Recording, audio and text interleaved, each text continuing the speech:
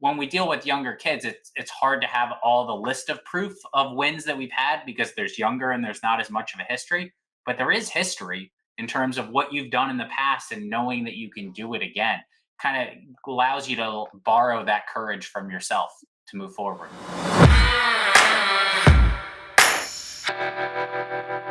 Welcome to the Generation Youth Podcast. I'm your host, James McLamb.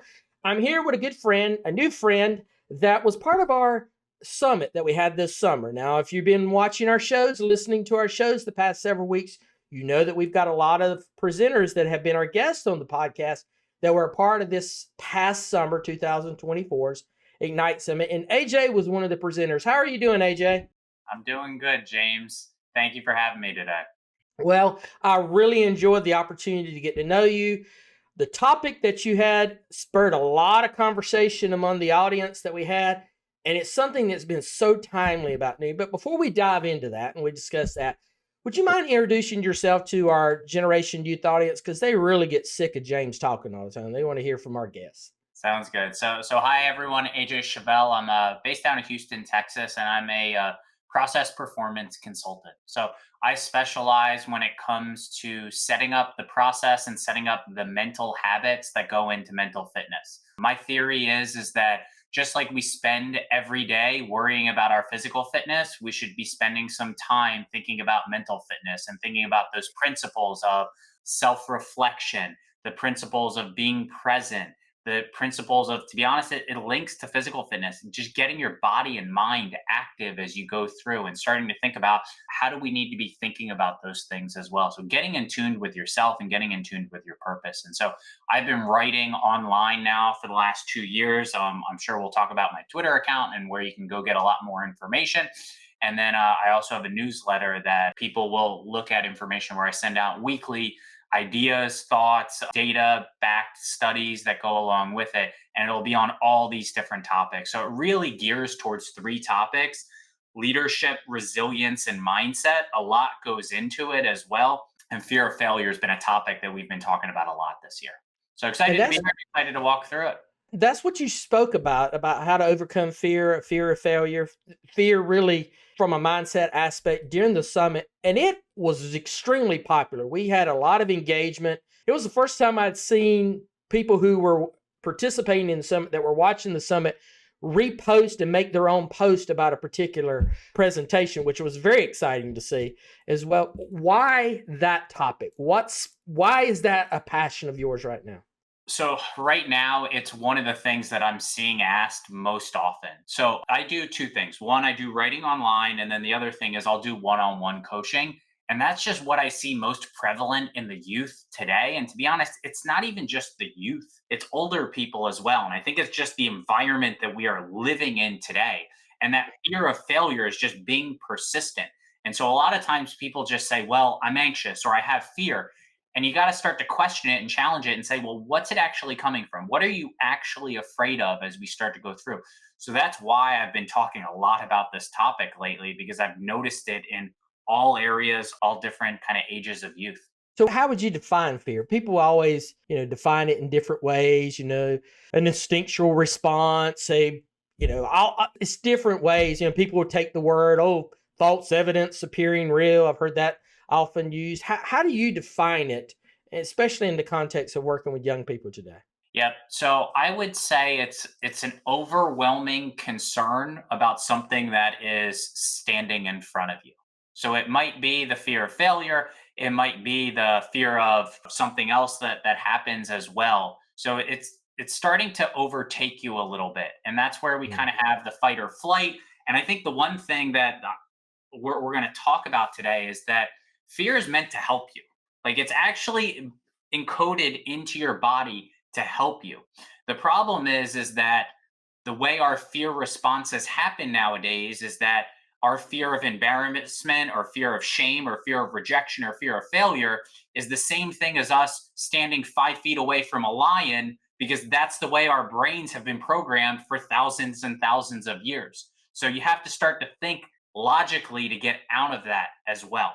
And so when I think of fear, it could be fear of any of those things that we just mentioned, but it's when you have a big concern that is sitting in front of you that's starting to overtake you in a way. You think we're seeing more of this fear response in youth today than we have in previous generations? Or is it that they have not had the experiences or the tools that build up the resilience to be able to handle the fear that we've all had to face, but maybe the others have had a little bit more tools, I guess would be the best way to describe it. I'd say it's both. I think Oh. the one reason that fear is rampant today is because our, I mean, if you look at technology today, our dopamine, the way that we're looking at technology is getting hacked every single day. Like people are trying to get us addicted to the technology that we use.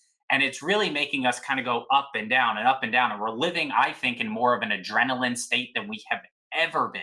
So we're not actually taking the step back of being self aware. So if you think back like 20 years ago, kids really didn't have cell phones. You know, cell Mhm. phones didn't really happen until 2005, 2006. And then smartphones, or earlier than that, probably 2003, 2004. But then smartphones didn't happen until after that as well, which Yeah. kind of changed everything that went on. So that's the first piece. The second piece, I absolutely agree. I don't know if we're giving people today, I won't just say kids and youth, I don't know if we're giving people today the tools that they need to be successful.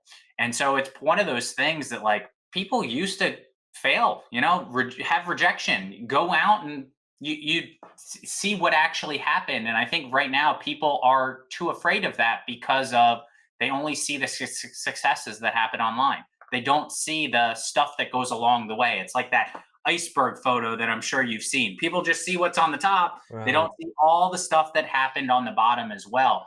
And that might be our fear of how we parent and coach kids. It might be the fear of how we teach kids. And it kind of stems from that as well. So it goes back to I don't know if we're giving people and youth today the autonomy to fail. And that goes back to that second question that you had. My first thought when you were thinking of that was, youth really are only reacting to the world that we have given them. And we have changed the world for young people today in such a dramatic fashion. When we were taught how to parent, we were taught how to teach, how to bestow these skills and tools based on a model that doesn't work today. And too often, those of us adults, we say, why aren't these kids resilient like I was resilient? Well, that's because you didn't live in the world they live in. Yep. And it's changed so dramatically in the last 21 years, 24 years, that we just don't understand how it's changed. Yep. Where I'm pretty much a kid of the 80s, and I don't think yeah, there was technology differences and stuff between my generation and my parents' generation and my grandparents' generations that go all the way back to the early part of the last century. But in essence, the core of what was happening was kind of the same. They didn't have to worry about, cell phones, smartphones really, and those types of things. So that's a great point. Yeah, Um, the other thing I think about James is like just one example. Like when kids like let's go back to like the 90s or the 80s. Like when kids were 10, 11 years old, they'd go down to the park that was probably a half a yeah. mile away, go play a sport, go play basketball, go on the jungle gym, whatever it is, and hang out between the ages of 10 to 12 years old. There's a lot of fear just for kids to not go out and do those activities. Also, there's a lot of judgment from parents in terms of oh, I let my kid do that, or you let your kid do that, that goes along with it as well. So it kind of goes back to that autonomy piece because having the freedom to kind of play, having the freedom to feel a little bit of that fear that goes along with it kind of builds up as you start to take more ownership that goes along with it as well. And AJ, when you said that, my first thought was that's because parents are afraid. So it's moving up. Yep. Even though statistically we know that we live in a safer world than we did 30, 40, 50 years ago because of the 24-hour news cycle, the need to find that story to drive views. We feel like the world is more dangerous. I have this discussion with my wife often. She's going to see this episode and say, "Why'd you talk about me?" But we have this discussion often where she's like, "Oh, we have to keep when the kids are real young, we got to make sure somebody's with them all the time outside." And I'm like, I grew up in a farm. My family didn't know where I was most of the day, and I don't even think they thought about it most of the time. And they were like, "Well, it was probably safer back then." Well, statistically, Yep. it wasn't. It was not safer. There were other dangers that were out there, and I was let do things that I can look now and see that my 2 oldest kids did not have we did not provide them with those opportunities. Just like you said, letting them play, free play out by Yep, themselves. exactly. I learned when I think about fear and overcoming fear, I remember being 10, 11 years old and having to go to church on a Sunday night with my parents. And then my parents would want to stay after church and hang out. Well, our church was right next door to our farm. And it was just a less than a quarter of a mile walk to get back to my house. And they were like, oh, here's the key, walk home. And I could walk through the field to do it. And I remember the first time I did that, I was frightened. And I kept thinking the whole time, I kept repeating this statement over and over again. The statement, that you grew up hearing FDR say, you know, the only thing we have to fear, it's fear itself. So I would say that over and over again as I was walking through this.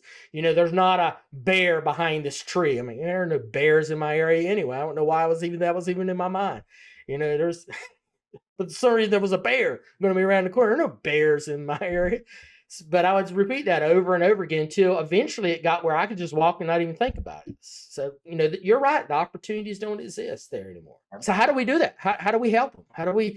We're in a different world. How do we do this? Yep. So I think the first thing is just starting to understand what the fear of failure is and starting to pinpoint it into those different areas. And so a lot of the times the fear of failure is really the fear of other people's opinions. And so I know that Dr. Michael Gervais and a few other people have kind of coined the acronym FOPO, the fear of other people's opinions. But a lot of the time our fear of failure or our fear of something is embedded in something bigger. And a lot of times today, it's the fear of shame, the fear of embarrassment, the fear of rejection that goes along with it as well. And so the first thing is just being aware of it. So that's when I think about how do we just change the language and the mindset on the fear of failure and what it is. And that's where, as you start to think about and you look at anyone who's accomplished anything, failure was a part of their journey. Each failure wasn't an endpoint, but it was a learning experience that provided lessons and insights. It goes to that story of what they did as well. And starting to think about the feelings associated with it and starting to question and challenge those thoughts that go along with it as well.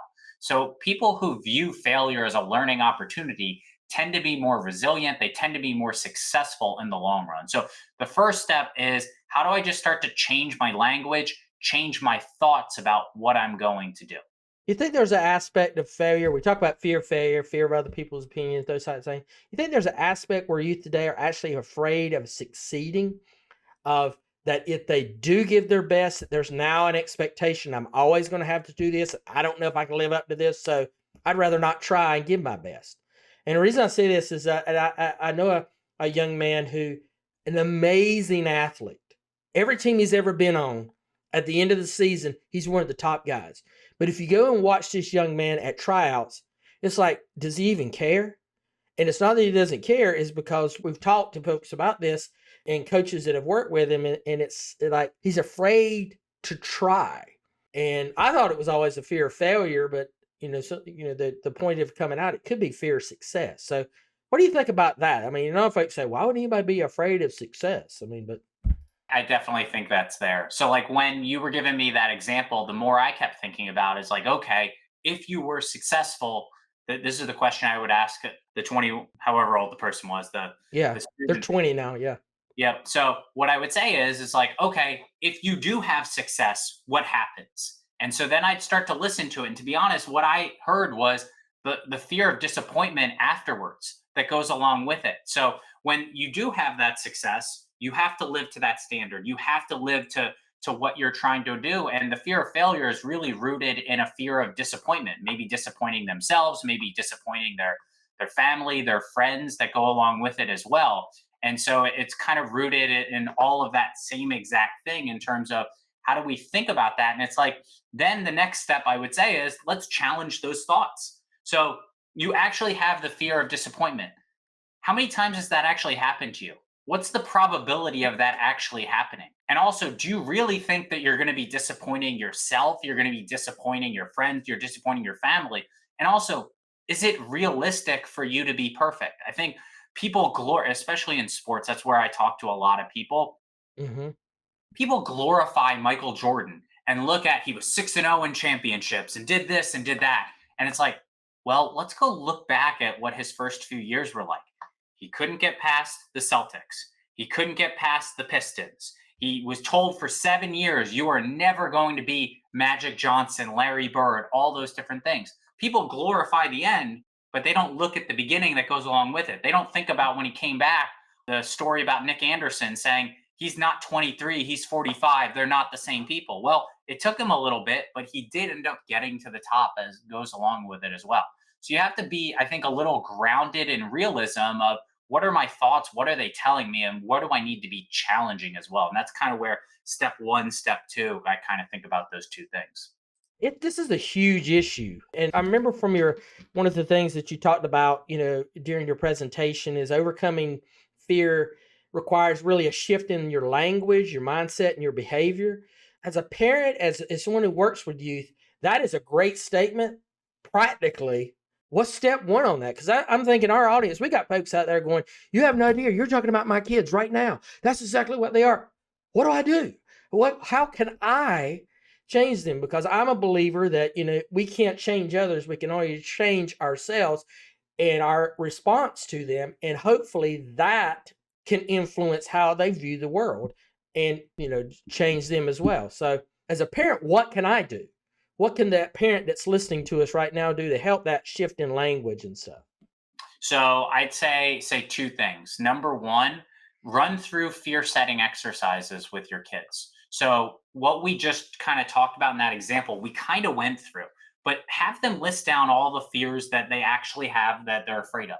Have them write down the probability of what's the actual chance that this is going to happen. And then have them write down, well, is this actually going to happen as well?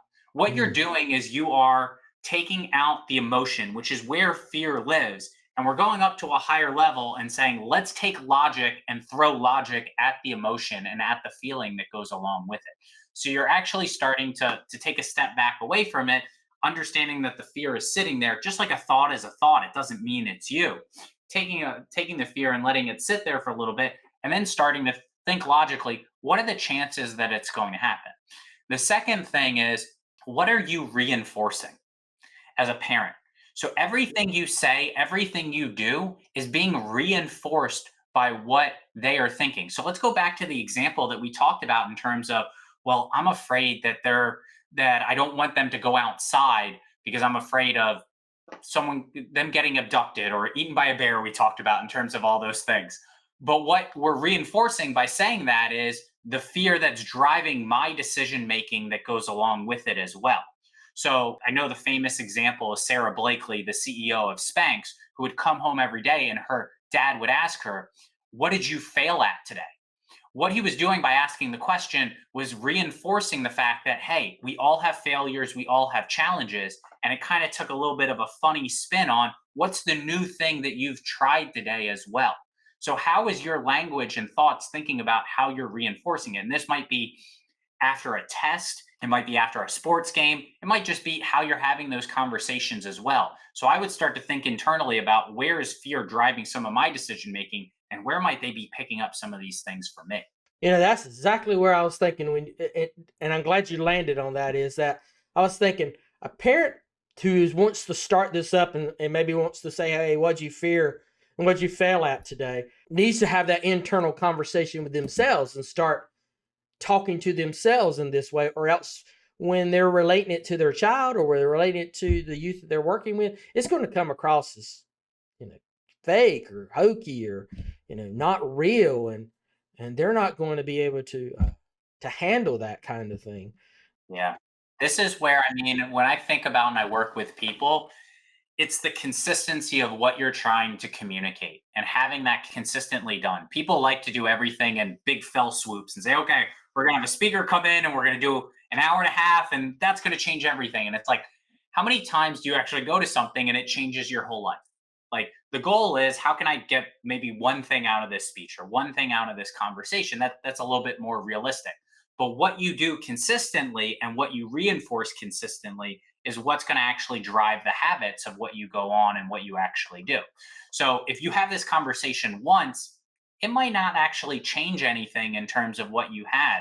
But if you're consistently having it once a week or every day where we talk about a few different themes and theme different days, that's where you can have that conversation. And to be honest, the best way to relate to people is share your own failures. People connect with those things and they connect with your story of, wow, they were in this tough situation, they went along with it. So your kids might not want to hear every failure in your life, but they might want to hear a few things where there are good examples for them to say, hey, I didn't make this team or I didn't do well in this. And I knew the rest of the semester I had to do really well to get my grade all the way back up. It was more of a place for me to take ownership and accountability of myself versus just saying, well, I can't do this as we go through it. And I think too, parents need to get away, and any adults need to get away from fear in a young person is not a weakness. No. It's not a deficiency. It is not, oh, you need to, pull up your bootstraps and go. Yes, that kind of language has worked in some facet or another in the past. But as we talk about, we're in a different world. There's more things that are happening in their brain. I just don't think cognitively we have developed to match the inputs and that are happening to us now. Things are happening to us that we're not created to handle yet, and we've got to seek other things there. So there's got to be a mindset to change on that parent to help them say Yeah. it's not a bad thing. Yeah.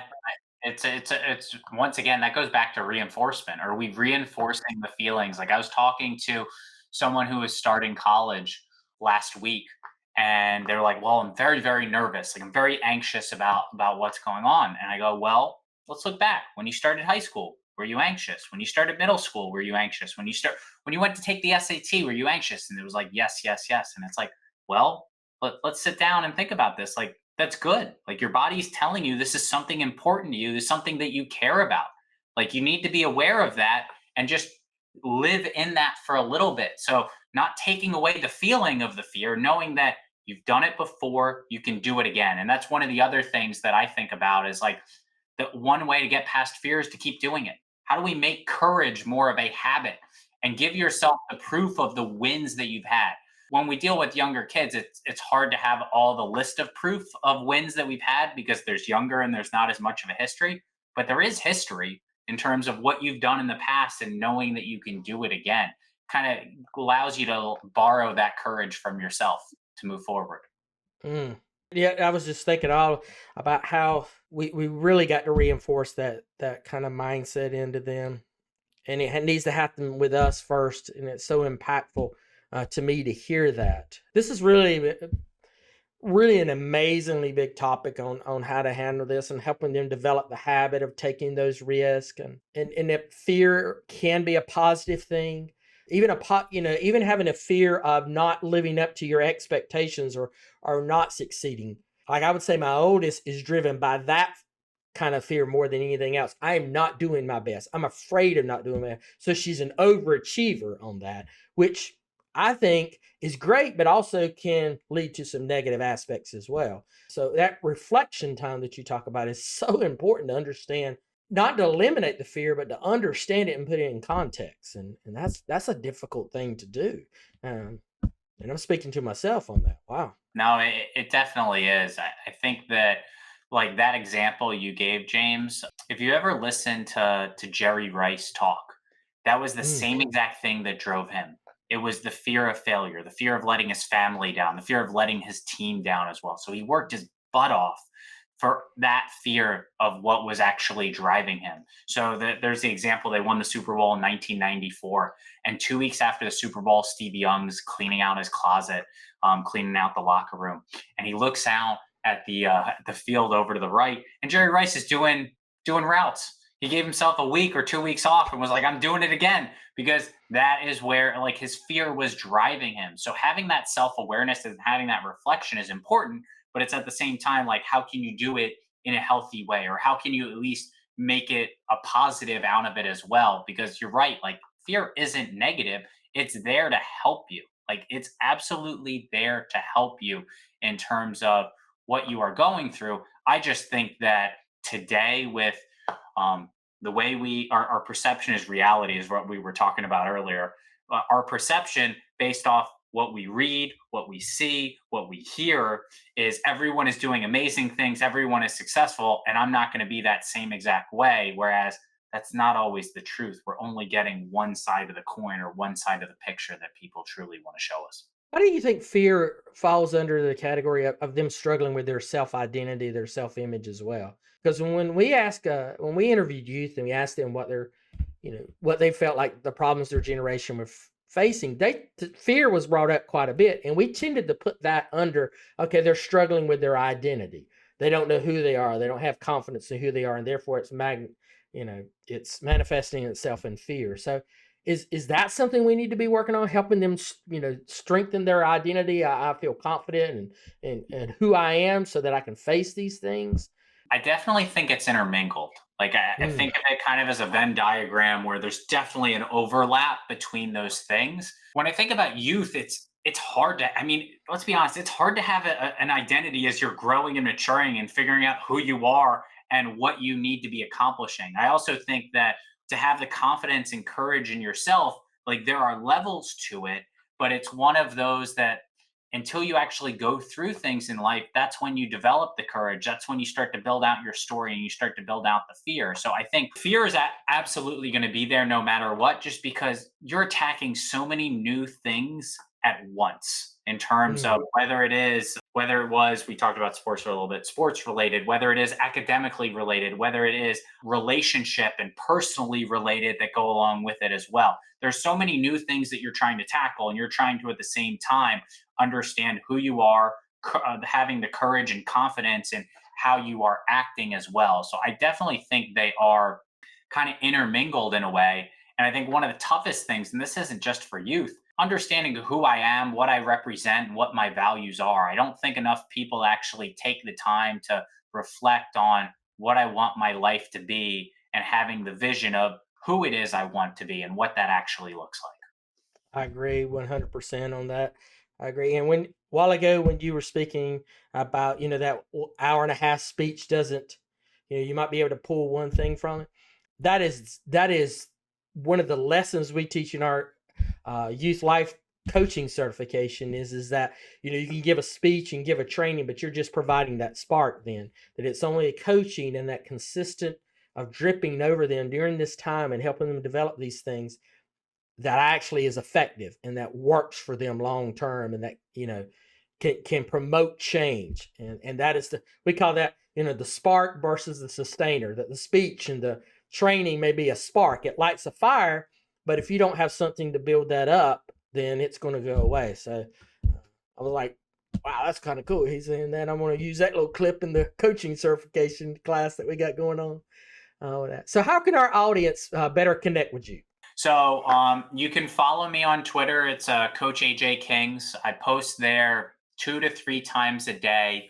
I'll post about all those different topics we talked about in terms of it'll be mental fitness, it'll be mindset, resilience, leadership.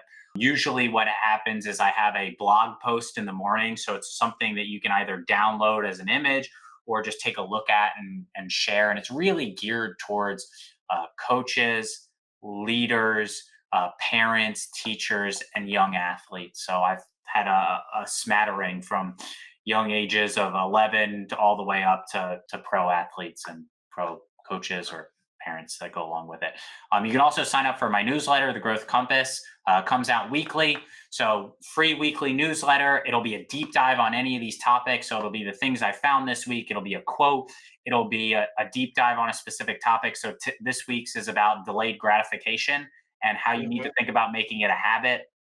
So from there, it'll have links to all my other stuff. And then we also have a Growth Compass premium community. So every day I send out a newsletter, some longer than others, but something to think about as a parent, a coach, or a teacher in terms of studies. It'll be studies. I do a trends article weekly, and then it'll be inspiring and motivating information as well. And then everything I've posted over time is going to end up becoming, it goes into our premium community. So you can download all of it and go search for it at any time as well. To be honest, I think that's the real value of the premium community. So what's the trends that's this week? If you give them a little preview there, because that kind of when you said that, I was like, "Ooh, I want to know." Let me here 1 second. I write it a few weeks ahead of time. So the one that I wrote about this week was 5 cognitive biases to be aware of. So I think one of the things that I've seen a lot in the technology sector is everyone's getting all gung ho about mental models and cognitive biases and where's my mind in the psychology going through.